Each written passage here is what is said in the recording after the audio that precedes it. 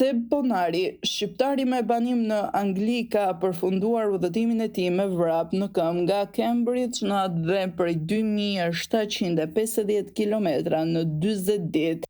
Ai ka mbërritur në një ceremoni mikpritje të organizuar në pikën doganore të Hanit të Otit të dielën.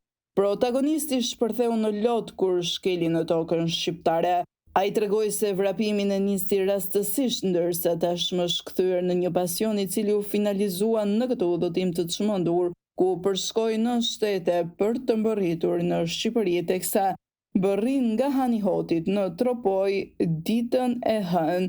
Ai u nis për të përshkuar me vrap një distancë për 2750 kilometrash nga Cambridge drejt Tropojës. Brenda vetëm 40 minutash, sfida e tij ka nisur në 10 maj dhe përfundoi ditën e diel. Kjo iniciativë unike e shqiptarit nuk ka si qëllim vetëm tejkalimin e kufive të durimit njerëzor, por është një thirrje për ndërgjegjësim dhe mbështetje për shëndetin mendor, një temë ende stigmatizuar në shumë shoqëri, përfshirë edhe atë shqiptare. Rrugtimi i Sebit kaloi përmes disa vendeve europiane dhe çdo ditë ai përshkoi mesatarisht mbi 65 kilometra duke vrapuar për një qëllim që motivon çdo mëngjes.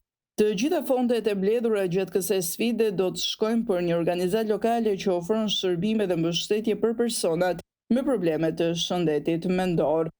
Në momentin e mbërritjes në Hanin e Hotit, Seb Ponari u shpreh: "Karriera e vrapit ka filluar prej 2 vitesh e gjysmë. Fillova një mëngjes, u bëra me nerva me trajnerin. Gjithmonë e kam patur me rak barku në rrafsh si 15 vjeç. Vrapova të një punë që kisha 60 kilometër larg. U mundova të vrapoj se pas 50 kilometrash u dorëzova. Aty më kapi inati, por edhe vrapimi më pëlqen se të bën më të reflektuar dhe aty mu bë si pasion. Pas 6 muajsh i bëra një pyetje vetes se si të shkoj në Tropoj me vrap. Por ngeli si ide edhe këtë vit mu rikujtua sërish, thash shumë kam folur por s'kam bërë asgjë.